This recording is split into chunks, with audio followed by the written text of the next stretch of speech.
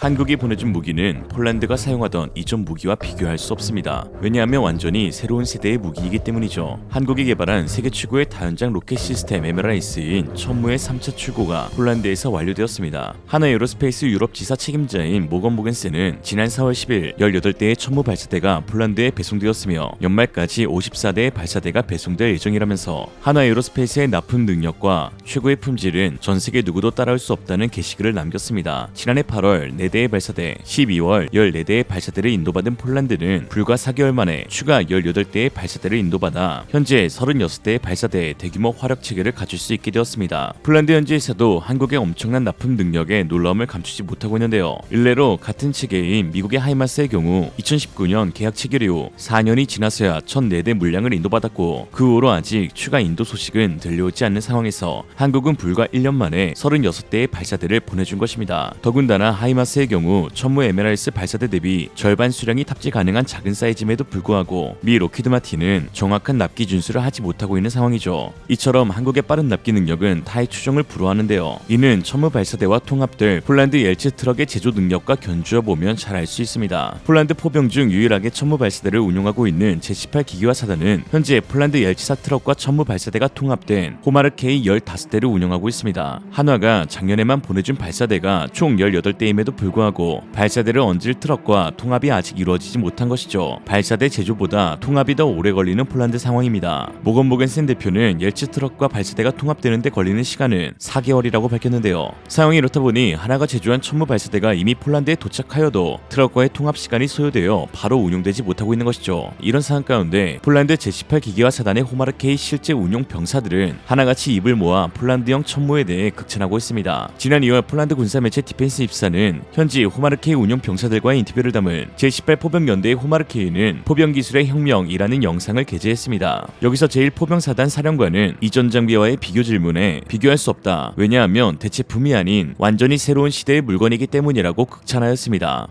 Na terenie 18 Pułku Artylerii, a za nami pierwsze Homary K. Kiedy do Państwa przyjechały i jakie są pierwsze wrażenia? Zgodnie z harmonogramem dostaw pierwszy dywizjon systemu Homar K dotarł do końca 2023 roku. W związku z tym Jakie są pierwsze doświadczenia? pierwsze doświadczenia nie mogą być inne dla dowódcy dywizjonu czy obsług jak pozytywne. Mówimy tutaj o zupełnie nowym sprzęcie, fabrycznie nowym, na gwarant i czas reakcji też jest bardzo krótki, więc to daje nam duże możliwości szkoleniowe. Jakimi w takim razie możliwościami ten sprzęt dysponuje w porównaniu do sprzętu poprzedniej generacji używanych w Wojsku Polskim? Mówiąc o zdolnościach systemu Homar K, należy rozpocząć chyba całą rozmowę od tego, gdzie ulokowany jest ten sprzęt. Dywizjon rakiet, który jest w składzie pułku artylerii, czy też w brygady artylerii, to jest tak zwana, a może nawet nie tak zwana, tylko to jest artyleria dywizji, czyli narzędzie dowódcy dywizji do oddziaływania głębokiego na przeciwnika, który znajduje się na jego kierunku działania. Tego systemu z jakimś innym, ze względu na to, że to jest dywizjon rakiet, nie jest ekwiwalentem dywizjonu artylerii rakietowej, więc mówimy tutaj o zupełnie nowej zdolności, którą siły zbrojne pozyskują. Wspomniał Pan o nowoczesnym sprzęcie wojskowym. Widzieliśmy tutaj system Gladius, Homary K. Jak przebiega to wdrożenie?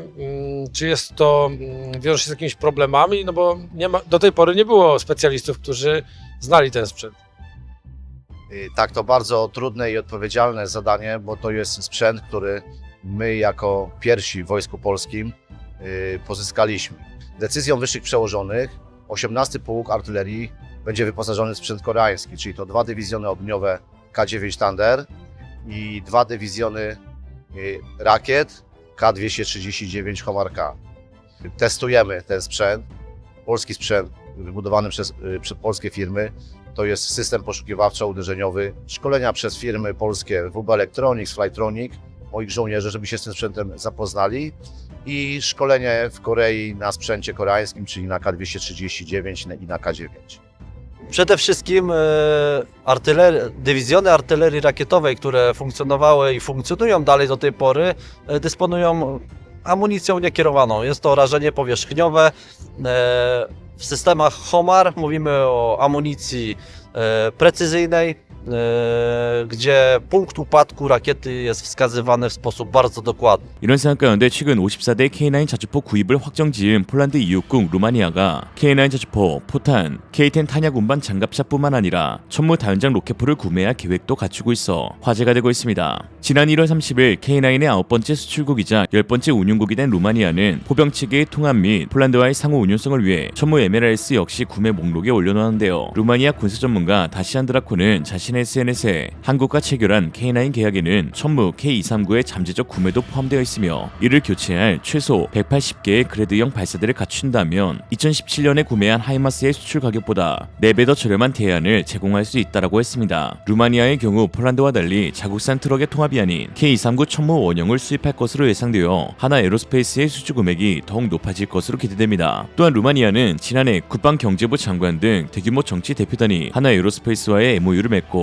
루마니아 현지의 포탄 제조 공장을 짓기로 할 만큼 적극적인 모습을 보이고 있죠. 천무 MLRS는 폴란드와의 계약 체결 이후 공공연한 전 세계 최고의 MLRS로 이름을 높이고 있습니다. 화력, 납기, 성능, 유지 보수, 계약 조건 모두 뛰어나지만 폴란드 수출 이후 잘 알려지지 않았던 부분도 대두되면서 다시 한번 최강자의 자리를 고수하게 되었습니다. 그건 바로 사용 가능한 탄두의 높은 호환성 부분이었죠. 다연장 로켓포의 경우 구경과 유도 방식, 사거리에 따라 다른 종류의 로켓 미사일을 사용할 수 있습니다. 하이마스의 운용 탄종의 경우 227mm 무유도 로켓과 430mm 프리즘 미사일, 600mm 에이티킴스 미사일 등 새 구경의 탄종과 호환이 가능한데요. 그러나 천무 발사대의 경우 130mm 구룡 로켓, 227, 230 무유도 로켓, 239 유도 로켓, 400mm KT즘 미사일, 600mm KT즘2 미사일 등 하이마스보다 더 많은 탄종과 호환이 가능합니다. 심지어 폴란드 수출 이후 WR-40 랑구스타에서 사용되던 122mm 피닉스 로켓과의 호환성 테스트를 거쳤고 이에 폴란드산 122mm 피닉스 로켓도 사용될 예정입니다. 지난 폴란드 방산 전시회에서 첫 공개된 호마르 K의 경우 한쪽에는 KT즘 발사대와 다른 한쪽에는 122mm 피닉스 미사일이 장착되어 있기도 했죠. 각 포드별로 개별 운용도 가능하여 전장과 훈련에서의 상황에 따라 탄두를 각각 매칭하여 사용이 가능합니다. KT즘으로 집안을 붕괴시키고 난 후 122mm 난사 또는 239mm DPICM 집소탄으로 초토화를 내는 것이죠. 천무에서 122mm 피닉스가 사용되기로 하면서 랑구스타의 단종으로 인해 문 닫을 위기에 놓였던 폴란드 탄약 공장들은 가까스로 기사회생할 수 있었는데요. 폴란드가 천무의 높은 호환성을 꾸준히 극찬했던 이유가 여기에 있습니다. 이런 상황 가운데 최근 한국 방산에 극심한 견제를 벌이고 있는 중국은 자국 포병대대의 훈련 장면을 공개하였습니다. CCTV 군사 채널 군사제로의 거리에서 촬영한 육군 포병 사관학교의 실사격을 포함한 훈련 장면이었는데요. 여기서 중국의 주력 차륜형 로켓포가 공개되었는데 그 성능과 효율성에 의문이 드는 수많은 장면들이 포착되었습니다. 6x6의 차륜형 로켓포로 각 포대에 25발의 122mm 무유도 로켓을 장착한 중국 로켓포, 트럭 차체에 4개의 스페이드가 달려있는 천무와 달리 후방 2개의 스페이드만 장착된 중국산 로켓포에는 가장 치명적인 문제점이 하나 있었습니다. 천무의 경우 크레인이 장착된 탄약 운반 차량으로 기계를 이용한 손쉽게 모듈을 교체하는 방식이라면 중국산 로켓포는 122mm 로켓 2개를 운반하는데 8명이 손으로 들어 공터에 놓은 뒤 안전장치를 일일이 손으로 하나씩 제거하고 그걸 또 4명의 병사가 들어 로켓포 모듈 쪽으로 옮긴 뒤 차량 쪽에서 대기하고 있던 병사 4명과 함께 총 8명이서 하나씩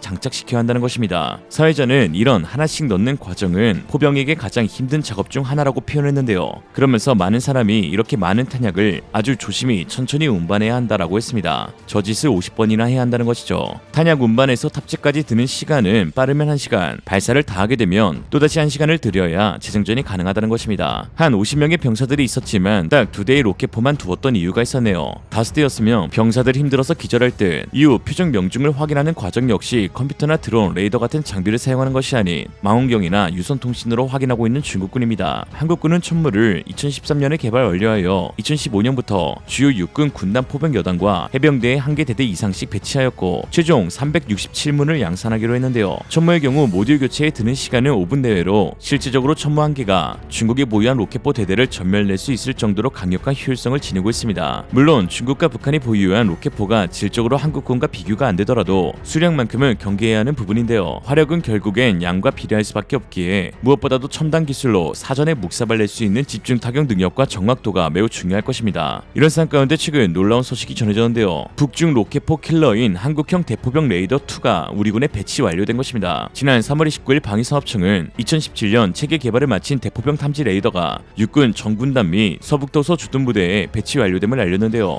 레이더 1티어 회사인 LIG 넥스원이 개발한 대포병 탐지 레이더 청경의 핵심은 무려 3,000개에 달하는 A사 레이더 TMR 모듈입니다. 이 모듈 하나하나가 각각의 송신 신호를 만들어 별개의 눈동자처럼 적군이 쏜 로켓을 즉시 추적합니다. 하나의 고출력 송신기로만 운용되어 온 수동형 페이사 레이더보다 진일보한 기술의 집약체로 KF-21에 탑재된 레이더와 동일한 수준입니다. LIG 넥스원은 연평도 포격전 이후 적군의 선제 공격 시 발사 원점을 찾아내 경미하여야 피해를 최소화할 수 있다는 현실을 절감했고, 이에 2011년 우리 기술로 개발을 시작하였습니다. 현재는 기존 대비 탐지거리 40% 증가, 동시 표적 처리 능력은 2배로 향상되었습니다. 국산화율은 무려 99%에 달하기에 수출에도 제약이 없다는 장점이 있습니다. 벌써부터 K9을 운용하고 있는 전세계 9개국에서 한국형 대포병 레이더에 대한 깊은 관심을 내비치고 있죠. 서울을 불바다로 만든다며 구형 로켓포로 의수되고 있는 북한은 이제 한 발만 날아오게 되면 그 즉시 원점이 초토화되게 되어 반격은커녕 경멸당하는 수준이 될 수 있습니다. 궁금하면 한번 쏴보든가 정은아. 오늘의 한 줄 평, 손흥민, 봉준호, BTS, 그리고 한국 포병 렛츠고.